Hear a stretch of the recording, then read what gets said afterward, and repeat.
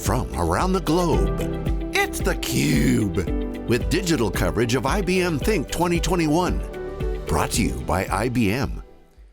Welcome back to IBM Think 2021. This is theCUBE's ongoing coverage where we go out to the events, in this case, virtually, to extract the signal from the noise. Now we're going to talk about one of the deepest customer relationships in the tech business with Piet Bil, who is the IBM Managing Director for American Express. Piet, great to see you. Thanks for coming on. Thanks for having me, Dave. So as I said, this is one of the deepest vendor-client relationships. I mean, it's more than that. It's just, you're not a vendor, you're a partner, very deep relationship, many decades plus. Executives know each other. There's been some senior executives from American Express, as I recall, came over to IBM, of course, famously, Lou Gerstner. But talk about just give us the overview of the evolution of that partnership. Yeah, well, as you rightfully mentioned, the relationship is long and deep. It's over 100 years. I mean, the original deal was probably around buying clocks and scales and all that kind of stuff, and it evolved over time. But what it does indeed create is a long, deep, lasting relationship as a fundament for doing business. And yeah, that business has gone through a lot of cycles over the last decades, as you say, from buying stuff, but I would say over time evolving really into a partnership around services, mutual business back and forth, exchanging executives on board level, American Express executives on the board of IBM and vice versa. So yeah, it's a very, very deep, long relationship of two iconic companies in Manhattan.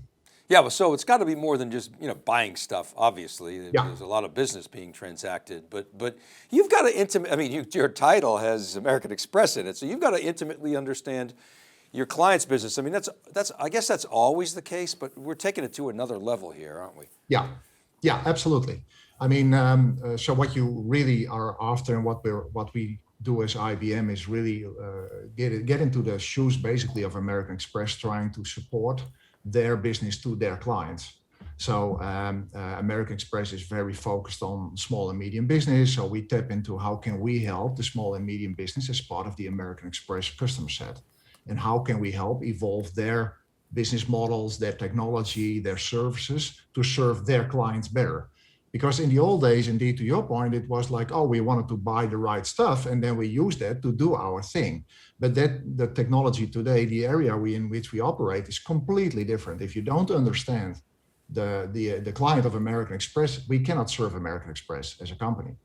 So it is indeed very important, and it is therefore deeper, and it requires way more focus on the clients of American Express than in the old days, I would say.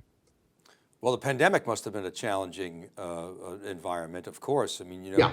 people aren't out shopping as much, although, people are waiting. They can't wait to get back out. They say it's going to be like Woodstock with their American Express cards. But so maybe talk a little bit about how you worked together during the pandemic. Yeah, so, well, first of all, like anybody, we all work from home.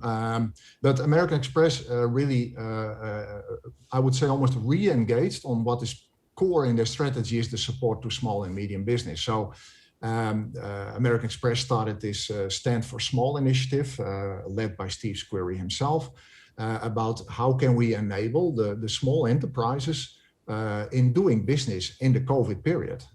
What do they need? I mean, yeah, they need money, but they also need help, like how to deal with your financials, with your people. Can we use the spare time to do more education? And so IBM was one of the partners that jumped on board immediately to say, okay, let us help in that platform, support you when necessary with the platform, but definitely help you in that platform to reach out to the small and medium enterprises, specifically in the New York area.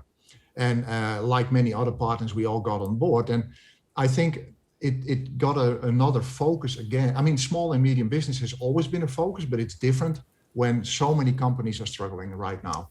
And so we got on board. And I think that is really a very clear partnership expression, I would say. How do you measure success with American Express? What are some of the key things that you guys look at? How have you evolved that over time? Well, ultimately, I would say it's client satisfaction. In the end, it sounds like an open door, but it really is. I mean, The real measurement, I mean, there's always money measurements back and forth. You can argue that.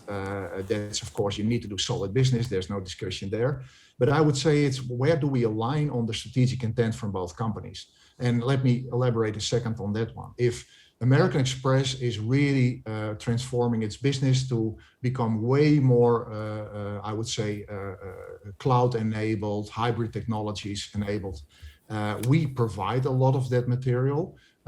So we are really working together on trying to leverage each other in building that hybrid platform that will enable that future. And why do you need that? Well, because American Express needs to be dynamic and getting fintechs on board, getting exchanges with new companies going way faster. It's not the traditional old style anymore, where you could go for transformations for years. No, it needs to be on the spot. So our strategies are really well aligned. And I would say the real measurement of success is how can we now make that to the benefit of American Express? And on the back of that, we will do good business. So client satisfaction should be the primary one, strategic alignment important, and then of course doing the sound business on the back of that for both sides. Financial services firms have always been pretty savvy when it comes to applying technology to business. Some of the most demanding customers and more advanced. And so, you know, American Express was likely already on a digital transformation prior to the COVID hitting. At the same time, everybody talks about it being accelerated, but I think what people miss is that it wasn't, well, they don't miss it, but to think about it in this way, it wasn't planned.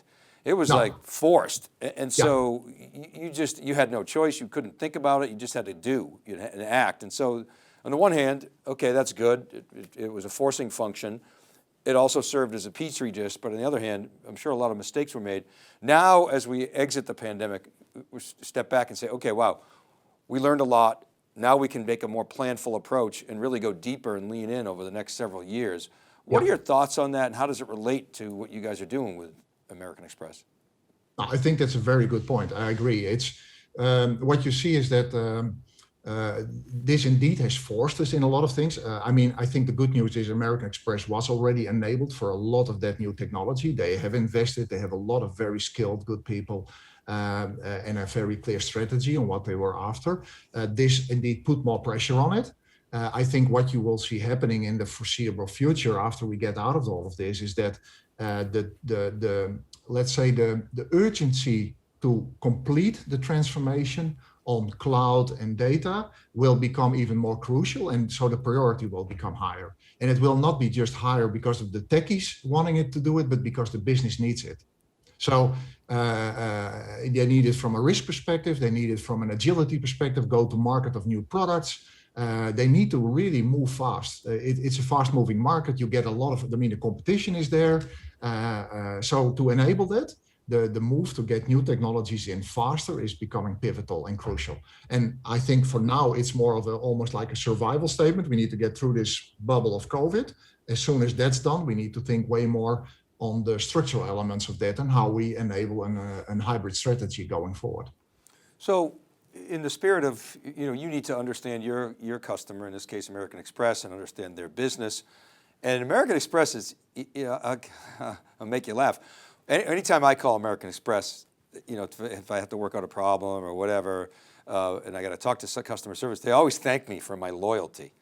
Because I've been a customer for a long time, you know, back when Ronald Reagan was president, was my first Amex card. And so they're like, oh, thank you, Mr. Vellante. We really appreciate your loyalty. So loyalty is a big thing for American Express with its customers.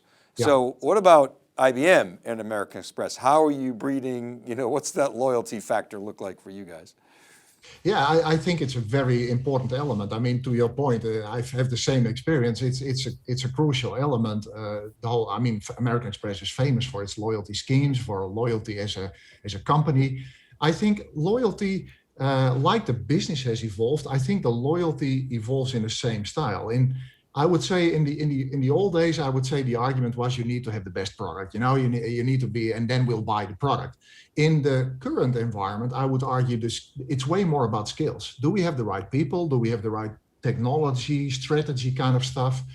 I would say for the future, it's way more about, do we have the right trust, commitment, and loyalty of the people that work with us going forward to serve the client needs. And I think that evolution, it's almost like you have an industrial revolution, there was an information revolution. I think there's more of a loyalty revolution coming up, where the real differentiating factors is, because we can study this and argue this for ages, but a lot of parties will deliver a lot of good technology to the market. They will deliver a lot of good people. They will have good price points. So what's the real differentiating factor? It's like, do we really trust these people? And then I think relationship, loyalty will really come in play. And it will not become in play just between an IBM and an American Express, but I would argue it will come in play in the whole business cycle of American Express to their clients.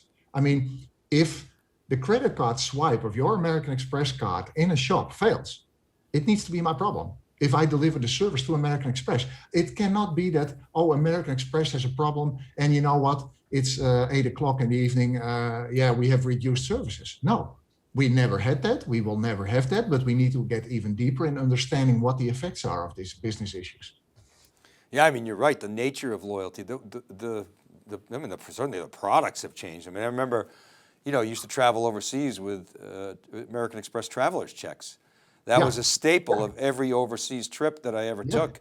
No matter where I was going, whether it's Asia Pacific or Europe, I had to have that packet. And I had, there were times when one time in particular I had a problem, boom, they were right there to solve that problem. Now, of course, many young people in the audience don't even know what American Express traveler's check is.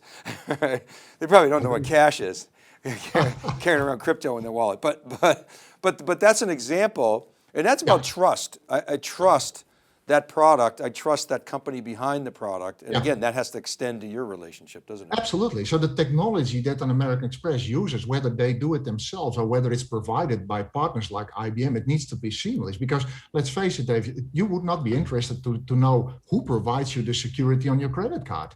If you have an American Express card, you expect American Express to deliver you the security that you need. And whether American Express delivers that or IBM, you couldn't care less, and you shouldn't care less. But what it does require is that in the old school, I would say it was more like, okay, we'll give some services and some products to American Express, and guys, good luck.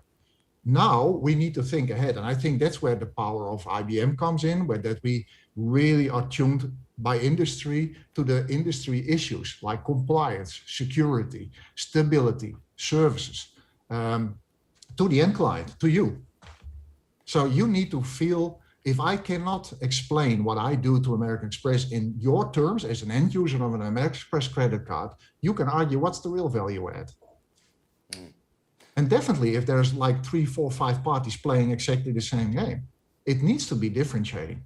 And I think on a company like IBM, we have differentiating value, but we need to make it very clear. And that's, I think, where you see companies like American Express really work together. And that's where loyalty and trust really comes in play.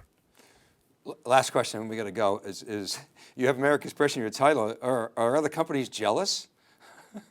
We want that too. They should be. No, but I must say, I mean, we deal with a ton of financial institutions, as you know, around the globe, including the other credit cards. But yeah, I think where these deep relationships come in play is indeed they're so old, so deep, so entrenched, and it really starts, there's different dimensions to it. And it's not always that hard-coded anymore. It's the subtlety of really relying on each other. I mean, when something happens in the middle of the night with American Express, all of IBM is on board as of the second. And it's not driven by contracts or by anything. It's by people that have an American Express logo on their forehead and work for an IBM. Yeah, right. I mean, that's awesome. Piet Bil, great story. Thanks so much for coming to theCUBE. It's great to have you. Thanks for having me. All right, and keep it right there. This is Dave Vellante, ongoing coverage of Think 2021. You're watching theCUBE.